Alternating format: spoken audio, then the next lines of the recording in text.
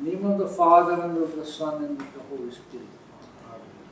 The 13th day of October is traditionally the commemoration, the principal commemoration of the martyrdom of the Templars, because that is the historical date when the Templar order was suppressed by order of the King of France and of his servile cowed Pope, and that was the beginning of the great martyrdom, which resulted in the death at the stake of the Grand Master Jacques de Molay, the Grand Officers, and the killing of many other knights in many different countries.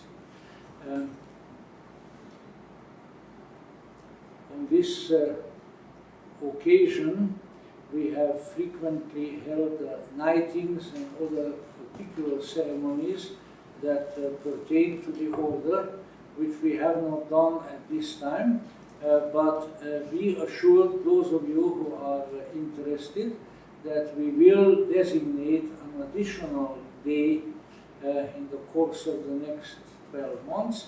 Probably we will find an appropriate date, probably of a patron saint of the Templars, like Saint Bernard of Clairvaux, or some others, maybe the Battle of Acre, or things of that sort, and at that time we will attend to more actual Templar business. In view of the fact that I'm so grateful and happy that so many of you have come today, in spite of the beastly dog days which we are still experiencing. You know, the dog days is a legitimate term, but it's usually applied to certain days in August, so-called canicula in Latin, because that's when the dog star Sirius is up in the sky. Well, Sirius has probably gone somewhere by now, but the heat unfortunately hasn't. So, you know, these are all difficulties that we encounter in our world. Maybe never encounter any worse. In any event, that's why I'm so happy so many of you came. There are some of you here who I think haven't been here before, and we did not want to therefore take up too much of your time. And you know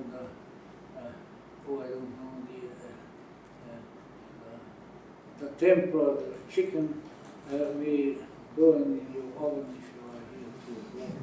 That would be a very bad symbolism. So perhaps it may be useful to mention perhaps just a couple of keynotes that are appropriate this time. For one thing, we are dealing, unlike with so many of the other saints and martyrs, representatives of our tradition, we are dealing here with a very martial keynote, because we are dealing with an entire crusading order, major one. You know, there were only a few of those. There were the Templars, there were the Knights of St. John, and the Teutonic orders. And these were the principal ones. There are some minor ones as well.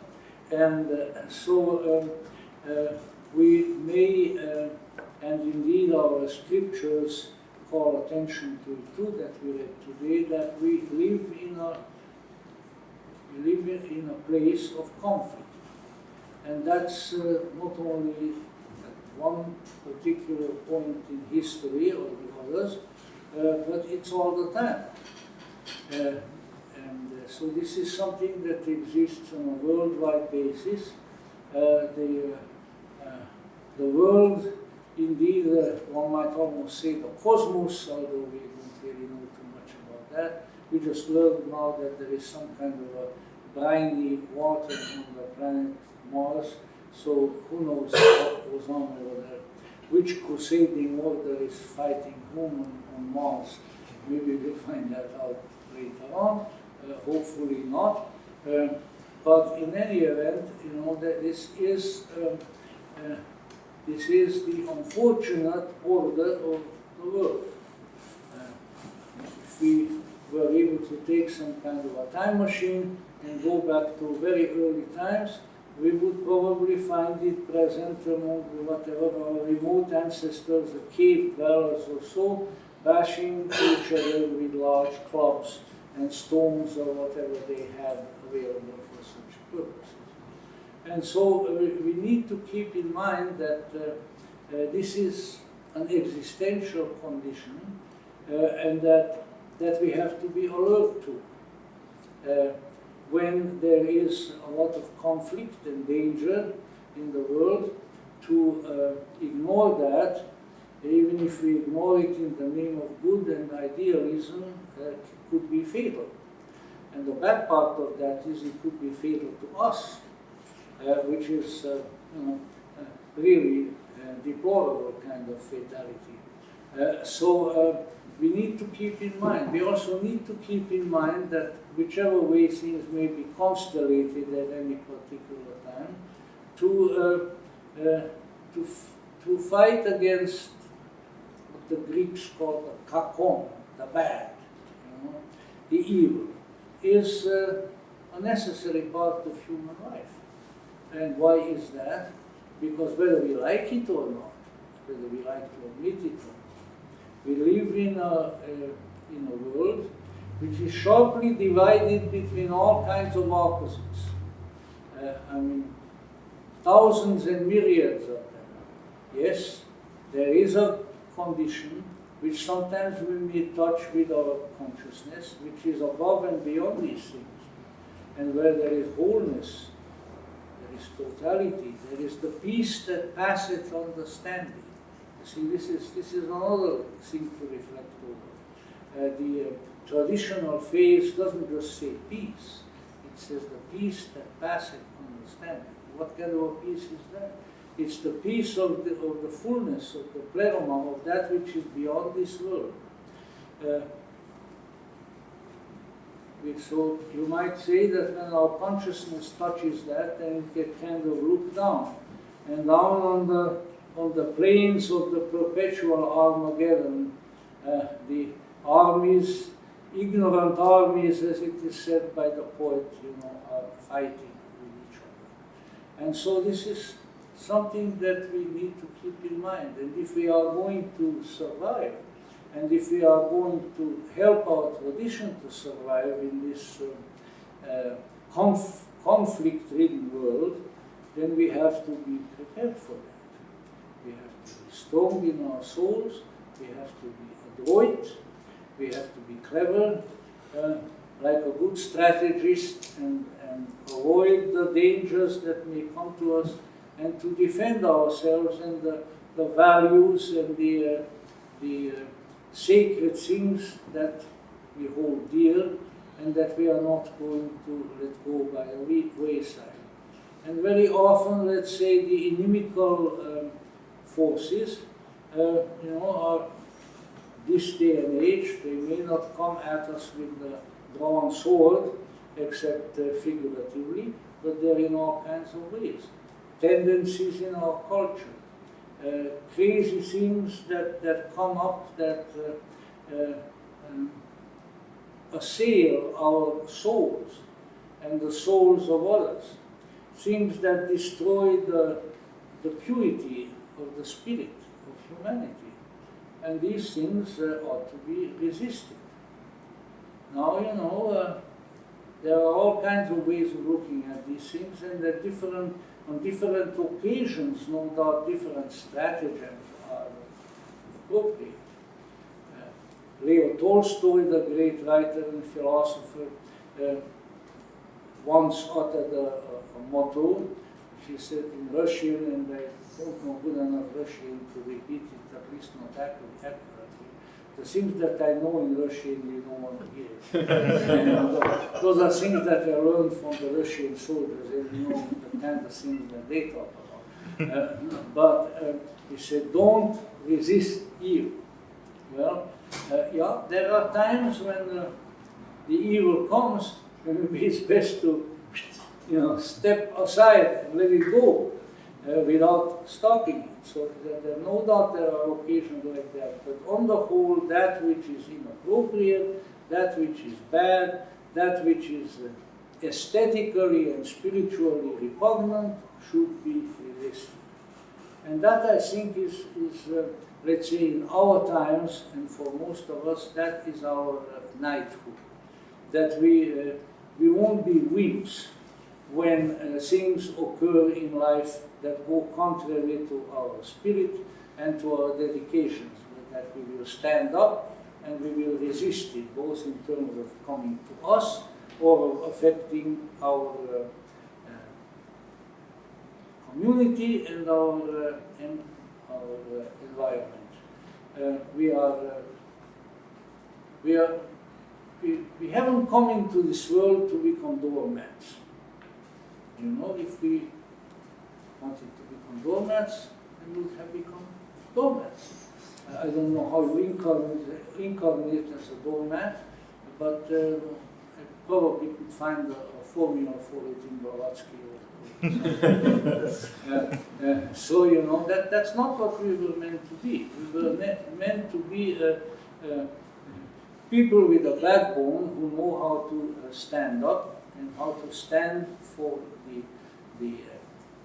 what they have realized, what they have known in the spirit. And that is really, let's say, the knighthood in our days. Now, the other one is that the tradition of the Gnosis has many representatives, many embodiments of major and minor natures throughout history. No doubt the original teachers and practitioners of the Gnosis, whose names we always mention among our saints, one of whose names our good brother has selected, Menander, one of the very early Gnostics. And these are, so to say, at least as far as we can tell, they are the beginning, they are the fountainhead of the tradition. But obviously there were people all along of various callings who have also participated in the tradition of the Gnosis. And there is, I think, adequate evidence, in fact, increasing evidence as time goes on, that among the Crusaders there were numerous people, and perhaps more among the Templars than elsewhere, who had discovered there some of the remnants of the ancient tradition, and who became attached to it and who brought it back to Europe. So that from the point of view of the nasty king and of Pope Clement, yes, they were heretics. And let's put it this way, sometimes to be a heretic is a lot better thing than to be anything else. When the orthodoxies are dark and obscurantist and stupid, and are not conducive to the spiritual welfare of people, then it is a duty to be a heretic. And of course we are fortunate in our circumstances that we live in a country of very great, almost unequaled and unparalleled religious freedom, where we can get together in this fashion and be happy heretics together on a Sunday morning and maybe at some other times as well. So this also needs to be kept in mind. And I think it was Maurice Marder, the great French esotericist, who wrote that wonderful little book, The Return of the Magi, that I can recommend to anyone who can get hold of it, who called the Templars the initiates of action. So this is an important issue. I think that we all have to be initiates of action. We have to recognize that part of the tradition of Gnosis is that when called upon, you will act. It's not just a matter of sitting somewhere and practicing an introspective meditation, although certainly anybody who knows how to do that is welcome to do it. But we have to have our tradition and our Gnosis in action as well. And so we pay homage and we honor those who are our spiritual relatives throughout the ages. Now, obviously, they will not have, let's say, the verbal and the intellectual teachings exactly the way we have them. After all, different times, different cultures, different countries, the emphasis shifts and the emphasis changes. But the underlying spirit and the convergence of the ideas to the ultimate intentionality of liberation through gnosis is always the same. That is why we don't bother with all of these sorts of scholarly or quasi-scholarly flatdoodles. So people come and ask me, well, are you a Valentinian Gnostic, or are you a Sethian Gnostic, or are you a, oh, I don't know, what other kind? Yes, I'm all of them. And then some. You know? Because what has always been the case is that various sages and seers have managed to penetrate and then often write about and communicate certain strand, certain aspect. And when these are all put together, then we have the entire great, glorious, shining, colorful tapestry of the Gnosis. And you know,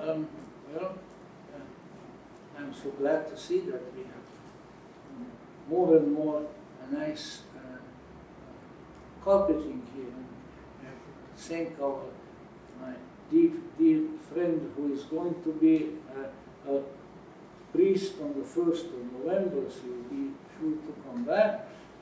My good friend Winston Wiggins, who has so nicely supplied us with this runner so that when we walk in, we don't sound like a herd of elephants coming, tromping in, you know. But you know, a rug, a tapestry, it's the entirety that matters. And not a particular color or a particular strand that may be present there. It's that entire tapestry that we are interested in. It's that entire tapestry that we pay homage to, and that we revere, and that we try to practice. And in that tapestry, the particular portion that came from the martyred crusaders, Templars, who then, even in actuality, some of them managed to survive and to pass their traditions into initiatic orders, like into Freemasonry and so forth. That, of course, is a very valuable ingredient of the total picture, of the total tapestry of the Gnosis, which we try to represent, and within which we try to live and move and have our being. And so I thank all of you who have come today, and we will notify you of further Templar activity in the coming 12 months. And of course we are here every Sunday, and at least I am here every Friday night as well. And we have our weekday Eucharist now at 9:30. On Wednesdays we have various other services and activities, and we are always very happy to welcome you in our, I think, aesthetically very pleasing sacred quarters. And on this important Gnostic occasion, convey to you the blessing of that tradition, and so may the mystery of that which hangs fixed heaven and earth descend upon us and remain with us always.